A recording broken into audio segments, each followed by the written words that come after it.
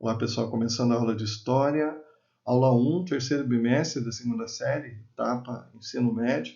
O tema da aula é a imagem do Brasil na Primeira República, um retrato da exclusão. Né? A gente vai analisar um pouquinho esse material do governo, entender um pouquinho como é que é esse novo material. Né? O conteúdo a gente vai falar das desigualdades sociais e raciais, grupos historicamente marginalizados na Primeira República, teorias racialistas, teorias de branqueamento e sobre a imigração. Né? Para começar essa aula, eu gostaria de que você fizesse uma reflexão para se responder algumas questões, como o que você compreende como desigualdade social? Dê exemplos do seu cotidiano. O que é desigualdade social? A segunda pergunta é: quais grupos sociais hoje possuem menos acesso a direitos garantidos pela Constituição de 1988, né? Direitos como saúde, educação e uma cidadania plena?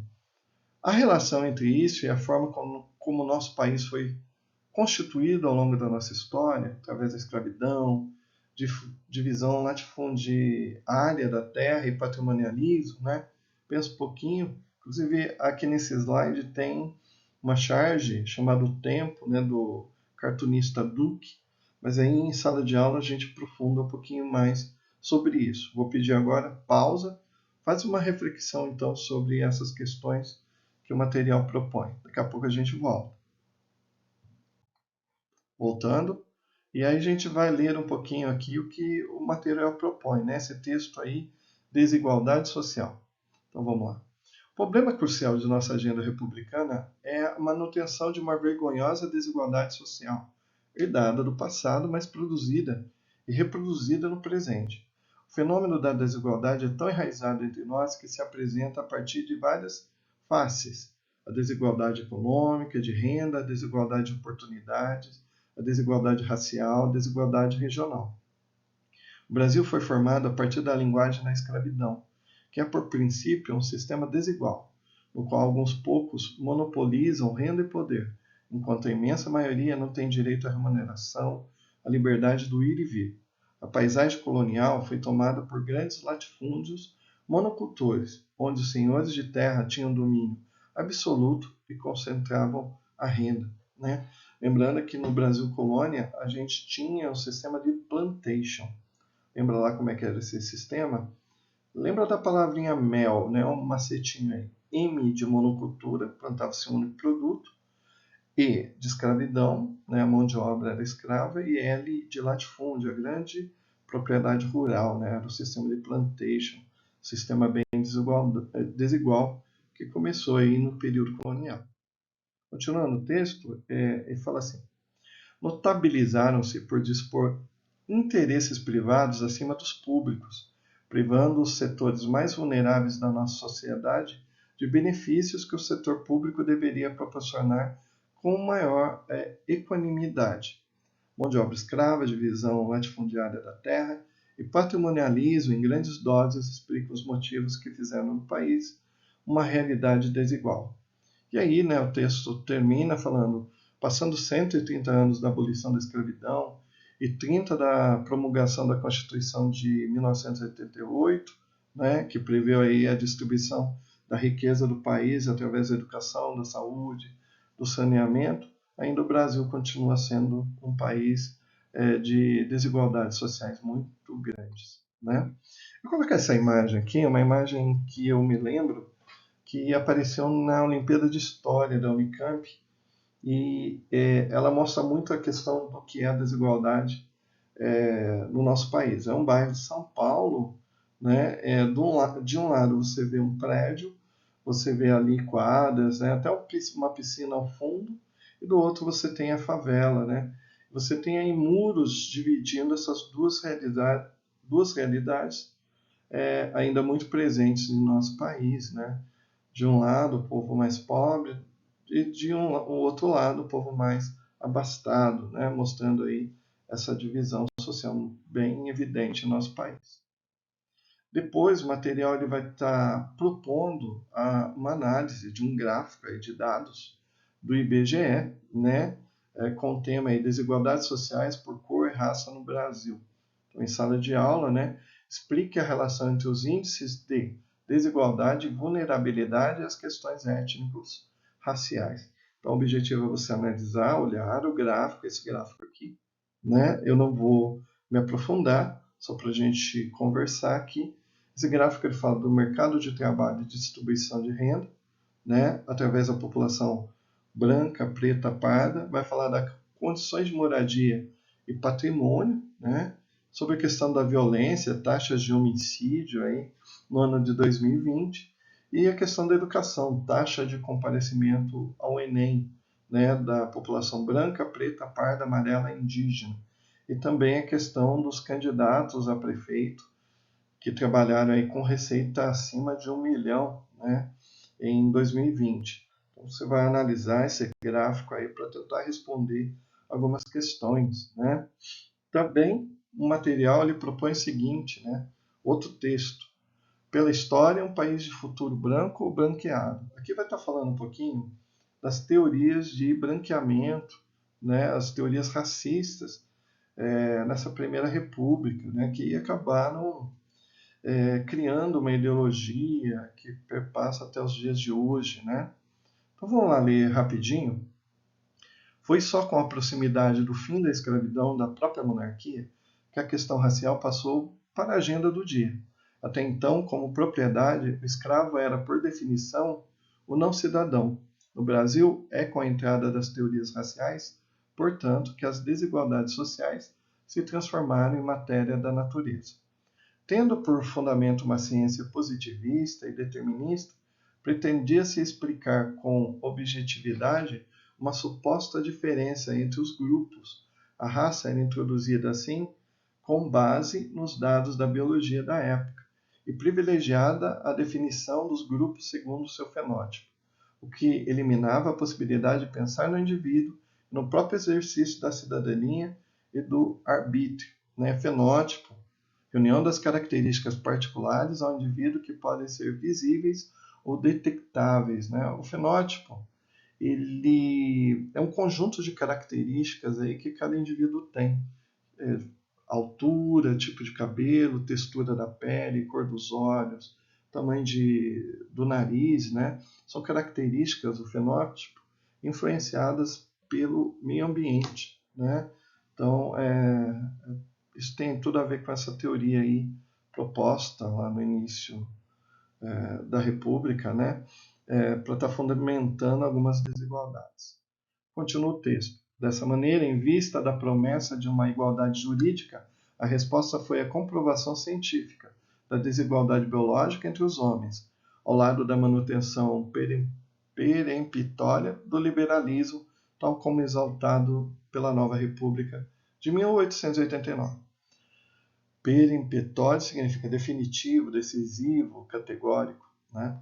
Depois de uma era de libertações, da promessa do fim de todas as formas de cativeiro, escravidão, o final do século XIX trazia agora um embaraço da exclusão e o retorno em bases renovadas, porque biológicas, de novos modelos de diferenciação social. Se a igualdade jurídica prometia o final das divisões, essas novas teorias traziam divisões maiores e mais fortes, pautadas na natureza, né? Aí o material vai estar propondo aí algumas questões, tá? Em cima aí de uma imagem que a gente já vai ver já já, né? A pintura de Modestos Brocos, né? Que é uma pintura aí bem interessante de ser analisada. Aí o professor vai estar fazendo um trabalho em cima dessa imagem, tá? E propondo a resposta de algumas questões, como por exemplo, a que contexto histórico as fontes estão fazendo referência? Qual a relação entre os textos e a obra do Modesto Brocos e Gomes? A B. O quadro expõe visualmente a ideia de branqueamento da sociedade brasileira? Como? Como é que se dá esse branqueamento? Qual seria a importância da imigração europeia para o projeto republicano que almejava uma nova identidade nacional? Explica a partir do decreto de 1890. A C. O título do quadro remete ao mito bíblico da maldição lançada por Noé sobre o seu filho Cã. Por que o nome dado à obra foi A Redenção de Cã? Qual a relação dessa denominação com as teorias cientificistas desse contexto histórico? A imagem que está se propondo é essa imagem aqui, ó. A fonte 1, a pintura do artista espanhol Modesto Bruco, de 1852 a 1936. Essa imagem aborda as teorias do racismo científico, né, no fim do século XIX, e o fenômeno da busca pelo embranquecimento gradual das gerações de uma mesma família por meio da miscigenação. Lembrando que miscigenação é mistura, né? Então essa imagem aqui, ela vai ser usada aí para estar respondendo essas questões, né? A pintura, ela foi feita aí depois da abolição da escravidão e da instituição da República, né, aqui no nosso país, no caminho para um suposto progresso. O Brasil adotava a Europa branca como referência, né? Sua população não se assemelhava à europeia, né? A gente tinha aí a chegada dos escravos, etc., né? Então a gente vê aí uma senhora negra, depois, né, essa criança ela vai embranquecendo nessa pintura aqui. Então, aí, em sala de aula, a gente vai estar analisando um pouquinho, né, o que o negro representa, o que é esse pardo, esse branco, o que é nessa miscigenação. Então, em sala de aula, a gente vai estar analisando melhor aí, essa imagem. Tá? A segunda fonte é um texto também, né? A solução encontrada para lidar com o problema do excesso de sangue negro e da carência de civilização da população brasileira foi a implantação de uma política de incentivo à imigração, que objetivava atrair o maior número de indivíduos europeus da raça branca, que, mediante a mistura com o nacional, daria ensejo à criação de um povo de qualidade biológica e, consequentemente, cultural e laborativa superior. A entrada dos imigrantes europeus, portanto, garantiria a correção dos componentes étnicos que fundaram o Brasil, produzindo um tipo racial brasileiro mais eugênico, porque possuidor de maior quantidade de sangue branco. Aqui é aquela ideia de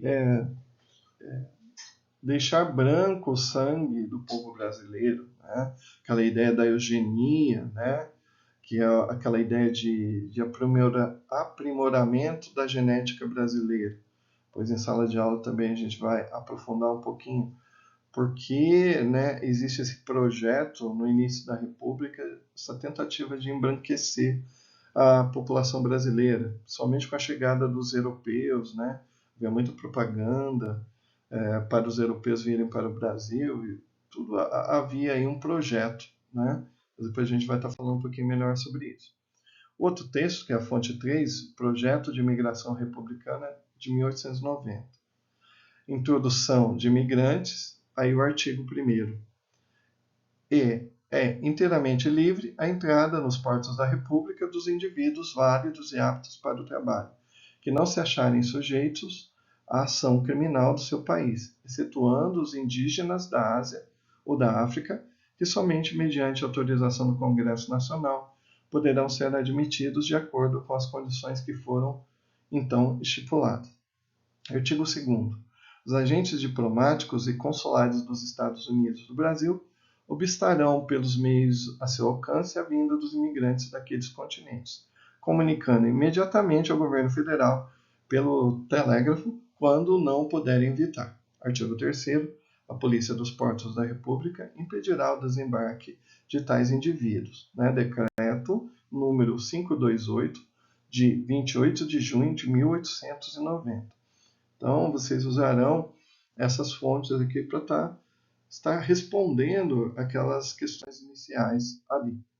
Também tem uma fonte 4, o pensamento racista e as artes, e diz assim: os escritores e intelectuais das últimas décadas do século XIX também se entregaram ao debate sobre os supostos inconvenientes da presença negra na formação brasileira.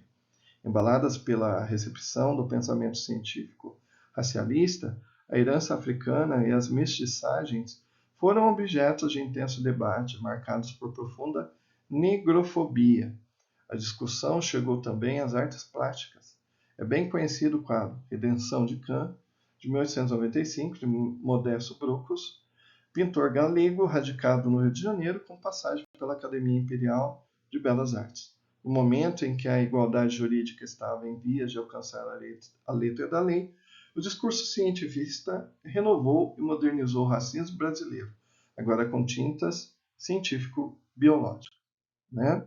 Então, esses textos aí, eles vão ser a base para a gente poder responder algumas questões aí em sala de aula. Maravilha? Depois disso tudo, de responder, não é? Analisar essa obra do Brucos, o material propõe aqui uma outra atividade. Né? Após seus estudos da aula de hoje, para sintetizar suas ideias, elabore frases que desconstruam o racismo estrutural e institucional de nossa sociedade. Os vídeos são fontes para auxiliar suas reflexões. Então, você tem um link aqui que você pode acessar para estar embasando aí essas frases. Né? Obviamente, como estamos em uma aula de história, estabeleça a relação entre o presente e o passado. Lembre-se de desenvolver bons argumentos, considerando que será necessário expor os seus conhecimentos em uma única frase. Então, nesse momento aqui, em sala de aula, você vai estar criando aí algumas frases, né, que tentem desconstruir o racismo estrutural e institucional na nossa sociedade. Né? Um bom exercício, e aí a gente vai estar vendo isso em sala de aula.